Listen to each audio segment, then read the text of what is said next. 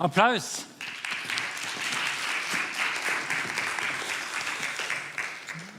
Det gøy, jeg tenker vi skal rapportere at det ble klappet etter VB-en, og så etter denne videobåndet så får vi se. Vi skal få rapporten tilbake.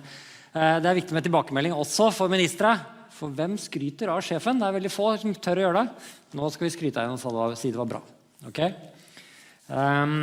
Og så det, nå skal vi, we are turning back to English. We are coming back to the Nordic aspects and the cross-national comparison in this field of promoting integration through civil society, and we have some exciting guests and contributors who will be on stage and help us discuss this from a Nordic perspective, but the representatives from Iceland, the Faroe Islands, and Denmark. So please welcome to the stage Anna Maria Moskilde from Denmark. There you are, Anna. Please come to the stage and sit in this chair here, please. Huda Tabet from Iceland. Huda, you're here. And finally, David Im from the Faroe Islands. Applaus, folkens. Applaus, please.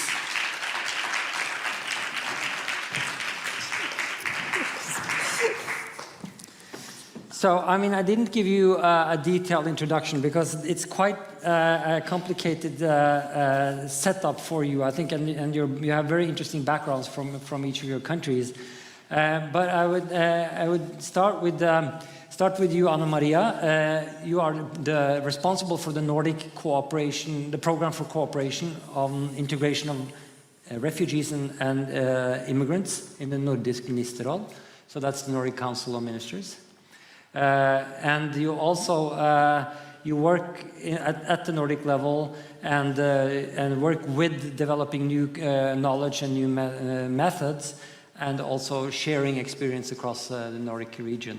I would like you to just say a few words first about this program, if that's okay, just to tell us a little bit about what the program is like, and then we'll come to you afterwards. Please, if you want to start.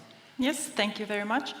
The program was initiated in 2015 as we had a large arrival of refugees to the Nordic countries, and it was decided to set up a cooperation program at the Nordic level because you have quite similar states, but at the same time you also have different outcomes in terms of integration policy. So we wanted to have something to compare and identify best practices that we could learn from each other.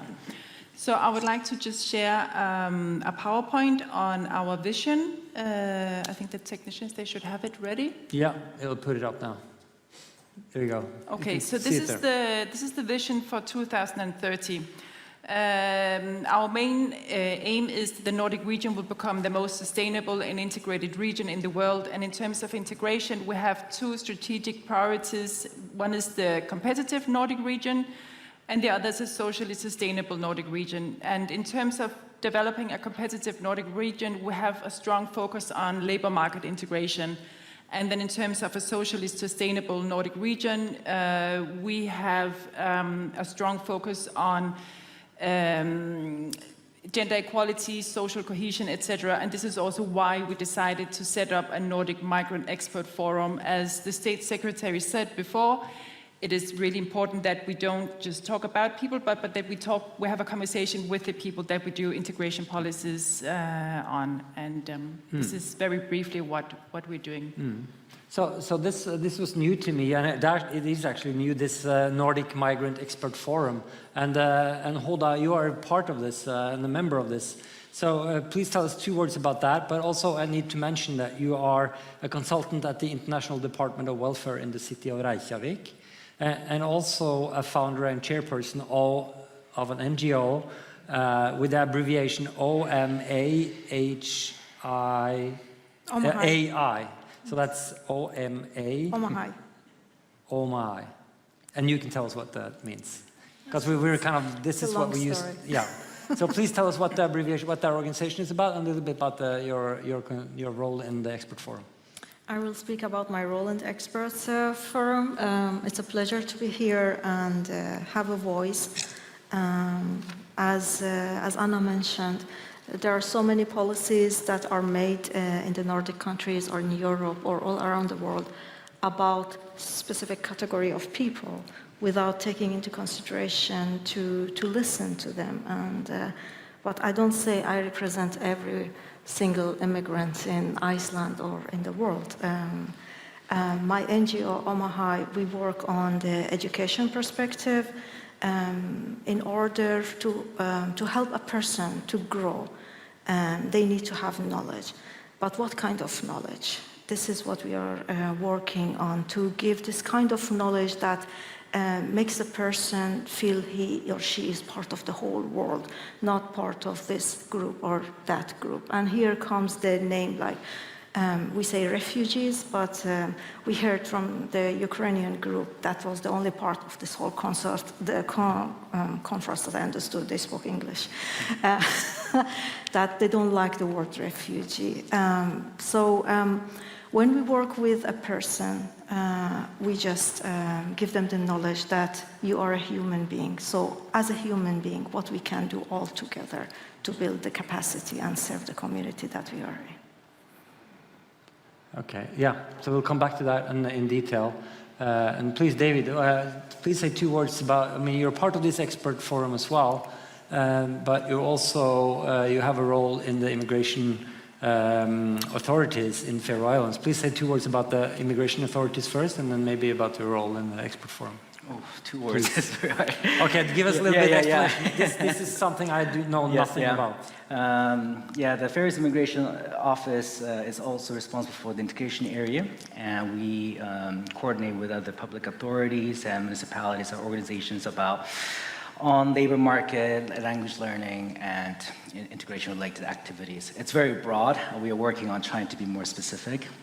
And in terms of my role on the Migrant Expert Forum, that's actually, just like Anna said earlier, to how do we talk with people, and that's been one of my observations having this job since 7 years ago, where I would attend these Nordic conferences, and I've observed that we were lacking a lot of immigrant representatives within these conversations, and that's been a feedback from my perspective of, we need to include more voices, and I feel like this is a role that I could really contribute in trying to, of course, I can't represent everyone, but try to raise issues and challenges that people face in the Faroe Islands.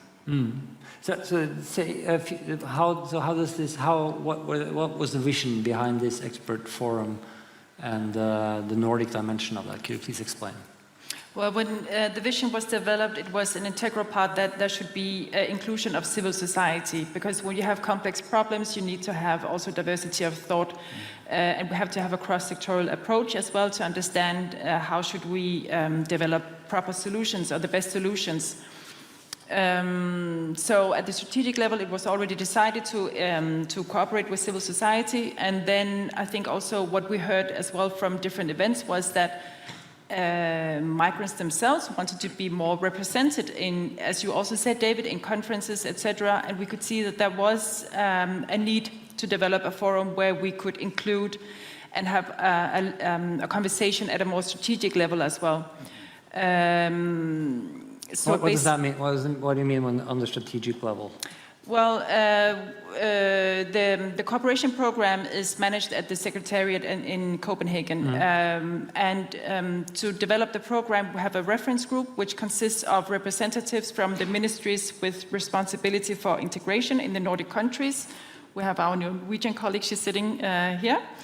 And the expert forum are invited to meet with the reference group and discuss matters that are relevant in terms of integration. So we have built a bridge between migrants and the ministries on developing our Nordic cooperation and integration.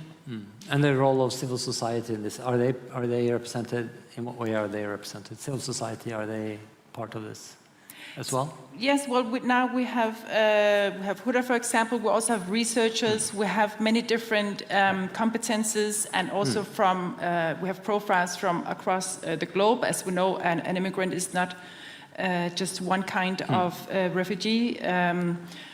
So we encourage diversity of thought and also understanding that each individual brings their own story, and this is what we need to understand as well when we develop policies on integration. And could you just say 2 words about the role in the city of Reykjavik? How is integration work done by the city and as you experience it? I would like to say that first, this is a wonderful step here. Hopefully it will lead to bringing peace in the world. I'm coming to answer your question, but I have to say this positive first. When I was coming here to Oslo, still I'm answering your question, I thought about the role of having airports. It's a tool for people to go from one place to another. And then I remembered the movie Tom Hanks, The Terminal, when he just stayed in the airport. And here it comes, the answer to your question. Unfortunately, the programs that we have for immigrants and refugees, and under the umbrella of integration, we keep giving the materialistic things that they need, giving the bus card, giving the housing, giving this. And we don't see that they have capacities to give back. So all the programs that we have in Reykjavik or Iceland, I talk about my area, is about addressing the materialistic need of a refugee or immigrant. And we are turning people into passive people. They receive and they receive and they receive and they stay in the terminal forever. Instead of, under the umbrella of integration, instead of looking at their capacities and say, okay, now you receive, move to the next step, give back to your community, give back to your neighborhood, give back to your, wherever you're coming from. Participate in the process of making new knowledge.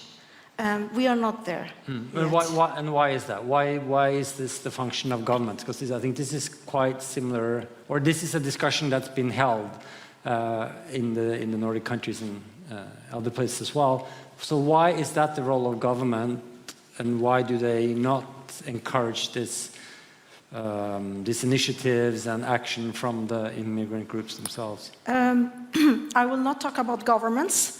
I will talk about my NGO, because when I try to bring the voices of refugees and immigrants into the programs that we are doing, the one big issue was there that everyone has a package when they move from one place to another or in the same place. And with the integration programs that we have, the governments make, they concentrate on 1 or 2 elements, which is related to become part of the country that they are in it, without taking into consideration that people, when they fled from one region to another, they're fleeing civil war. So when they sit, they cannot come on the table and have voices, because their voices are not with love for each other. And this is why they're not giving back, because we are not having enough educational programs to address people. The change comes from within. It doesn't come from outside. We need to create safe environments for people to be able to learn new ways of living in this big world. We are not from one culture. Sorry for interrupting, but now what's the role of the NGOs in this? With that, your NGO you mentioned, are there other NGOs that can help this empowerment process and giving agency and voice? Unfortunately, no. I would like to say that, because we don't take this next element. So I give sport to refugee children or immigrant children. Why? Why? For that person, not just to enjoy or learn to become an excellent athlete for himself or herself, is also to give back to his community or to the new country. That we are not working on this element, that we develop this capacity that people have in themselves to give beyond their own achievement. Unfortunately, no. We need to create education. Currently, my NGO, we received the second highest grant for the second time also from RUNIS, a project called Rewriting Stories of War into Stories of Peace. But basically, how we write stories. We write stories into stories of peace for people to put aside their differences and they learn how to live together. We don't have those kind of programs. Okay. David, what's it like in the Faroe Islands? Do the interaction between NGOs, government, local government, and the immigrant groups, do they encourage agency and initiative, or do they have this pacifying role of just giving packages and not kind of having this reciprocity? Yeah, I mean, a lot of the NGOs play, well, we don't have that many, but for example, the Faroes Red Cross plays a critical role in the welcoming, integrating refugees. For example, we have received Ukrainians into the Faroe Islands, and they played a very, very important role in trying to creating a sense of familiarity and a sense of belonging for newcomers. I think it's important to say that in the Faroe Islands, I mean, we are a small society, and for example, Oslo, a city of 700,000, you can say that feeling like a stranger or feeling anonymous is something that you accept. You know, it's a modern day life attribute. But in the Faroe Islands, you know, we operate with a high sense of familiarity and a close social network.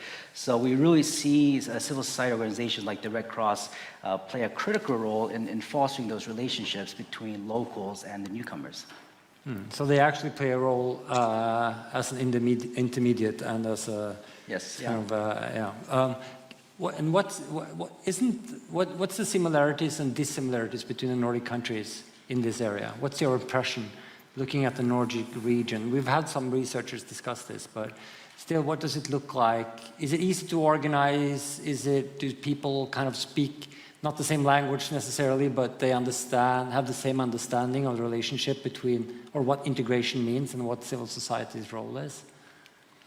Well, to be honest with you, I think we're still in the beginning of engaging with civil society. So we are still discovering.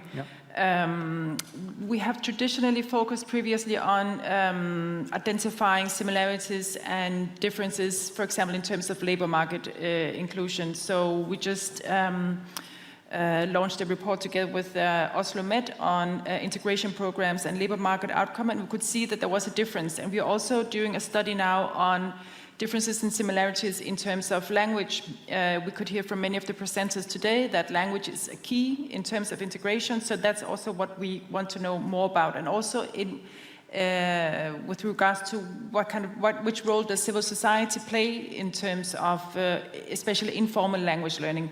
So hopefully this report is going to be launched later this year at a conference in Oslo, we will see, and then we will know more about what are the differences and similarities in cooperating with civil society organizations. And how about the governments? Do they agree to cooperate in this field, or they have, maybe not so much in the field of integration, but in the field of immigration policies, certainly the countries do not agree about everything. So the Nordic Cooperation on Integration is an informal cooperation program. So this means that we don't have regular ministerial meetings, but we had one last year when Finland had the presidency on labor market integration and digitalization. And we are planning as well for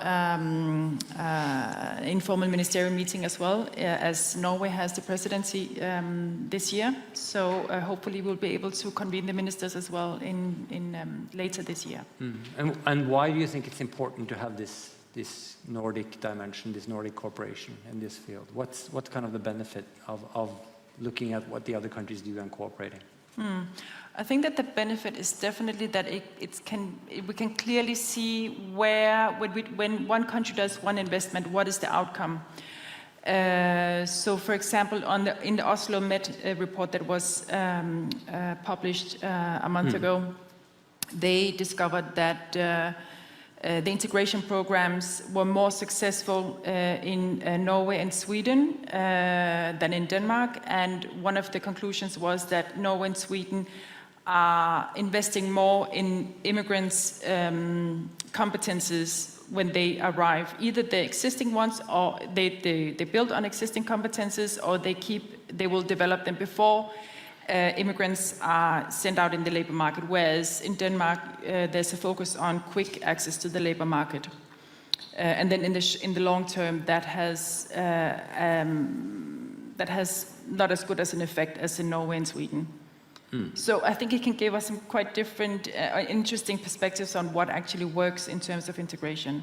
And David and Huda, what are your thoughts on this? There has been a focus traditionally on integration with regard to labor market participation and education. But there are different aspects. I sense that you have different understanding of what integration actually means for the immigrants coming, and both refugees and other immigrants. I don't know if you want to comment on that. What are the other dimensions that are I would like to comment on that from a personal perspective. We need to change the meaning, what we mean by integration. I come from a background that I cannot integrate anywhere, by the way, because I'm not accepted anywhere. I am the third generation that I was born in India from Persian origins. I was never accepted in India as Indian, although I was born there, and my mother and my grandmother, because I'm not Indian. And Persian origins, but I was never accepted in Iran, because I'm not Muslim, I'm a Baha'i, and also I was born in India, so not Persian, although I eat the Persian food, korma sabzi. And I lived all my life since childhood in Oman, which is an Arabic Islamic country, but I was never accepted as Arab or Omani. I'm not Muslim, I'm not Arab, and it doesn't matter. I got the language, I got PhD in comparative literature in Arabic language, literature, and I wear this when I'm there. Never accepted. I go to their homes, I eat the food, I speak the language, I love the people there, my heart is there. Still not good enough, still not. And now I'm in Iceland 16 years. It doesn't matter how much you do, still you are an immigrant. The question is, what is integration? What does it take for me to integrate? Why it's me always that need to do something, always I'm missing something, always I'm missing something. So I think it's a two-way path. Today, one of our colleagues from Sweden said that. It's a two-way. And David, a comment, please, on this. Yeah, I mean, as policymakers, I mean, we have metrics and indicators that we have to use to define what is integration. But also today, I mean, from what I heard, it's about the interpersonal relationships. And I believe that if we find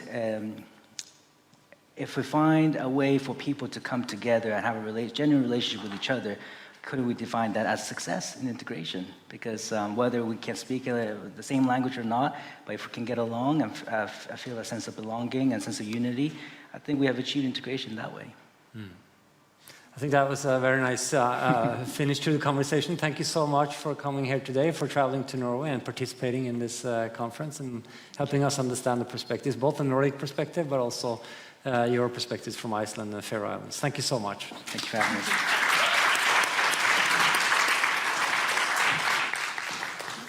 Da nærmer vi oss slutten her, men vi har fortsatt et innlegg igjen. Vi skal få noen avsluttende ord fra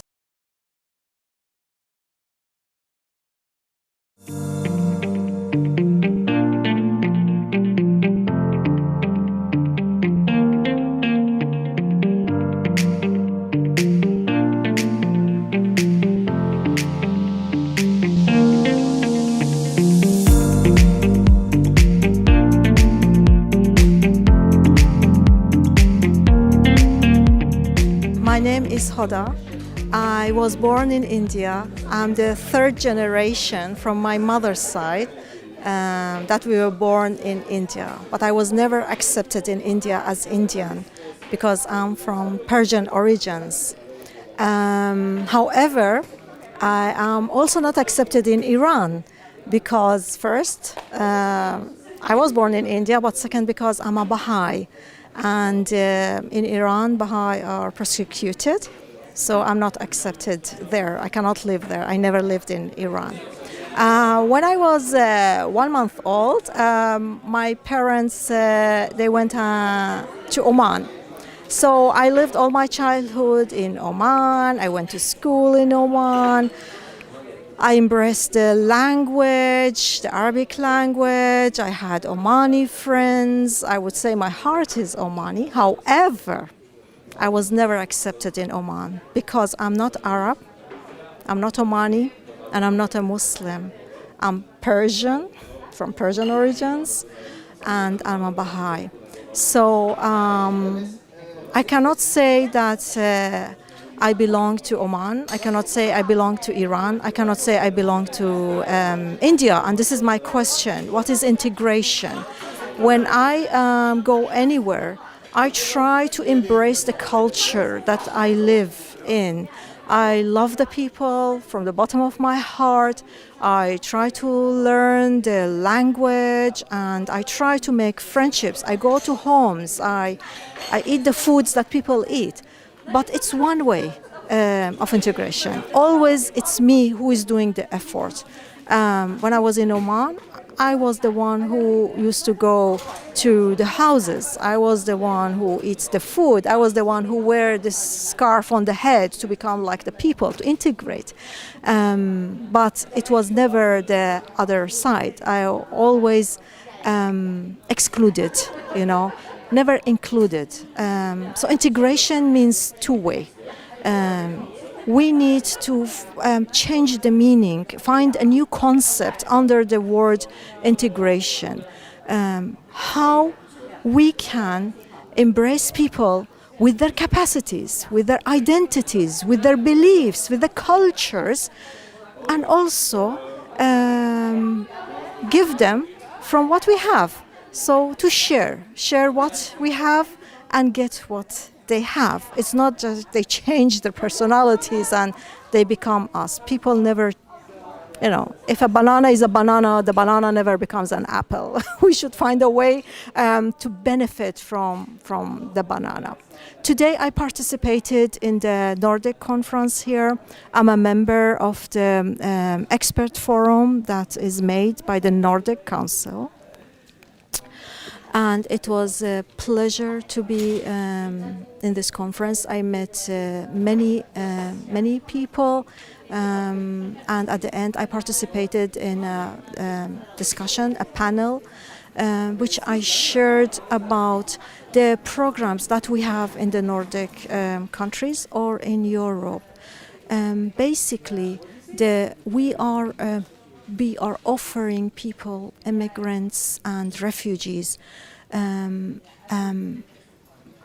materialistic help and support without taking into consideration that there is an extra dimension to their personalities, the dimension, their spiritual dimension. These are human beings that they can give back to community, to society, and they need to give back to community or society. We have sport programs, we have educational programs, we have fun programs, but none of those programs we ask what's next. So now this person is participating in the sport program and having fun, but he's having fun or she's having fun only as an individual person. What after having fun, what this person will add to his community or to the community that he lives in. We never have those kind of programs that leads to something. So the refugees are now, or immigrants, we look at them as passive participants in our community. They are not active participants. And then we talk about their voices, but then they have packages. When we want to include a group of people to start designing programs for themselves and designing educational activities for themselves, then in those activities, prejudice comes because we don't work on those issues. We leave people on the surface. Our educational programs only touch the surface of what those people need, what any human being needs. I don't say those or these or that, human beings. We need to work with children to teach them the basic principle of unity, which is we are all human beings, despite our color, despite our culture, despite our religion, despite our ethnicity. We are all human beings, and we don't have those education programs. When we work with women and families, we talk about gender equality, but we are not talking about what is gender equality. It's not that only a woman, should get divorced if her husband is doing this or that. It starts from the beginning. What is equality as a human being? A human spirit doesn't have gender. This is very important. Men as well as women, they need to learn this. Children, they need to learn this. This is how we can bring peace to our societies. We need to listen to the voices, and we need to start designing programs that address the growth of a human being in our society. And they need to know that it's not enough for them to reach somewhere. Even in the job market, once a refugee or an immigrant finds a job, he just forget all the things that he received and just start developing his or her own interest. But what about all the other people? There are two dimensions in our growth: a personal dimension and also the dimension that we give back to the community and society, our new home and also the home that we left behind. Maybe we didn't leave behind. Maybe still our family members live there. We need to start giving back to communities, and people become active participants. And you came to Oslo just to have such a statement? Yes, I came to Oslo to participate with a very interesting group of policymakers and people and researchers to talk about this new dimension, that if we start working all together on it, then we will have peace and unity very soon.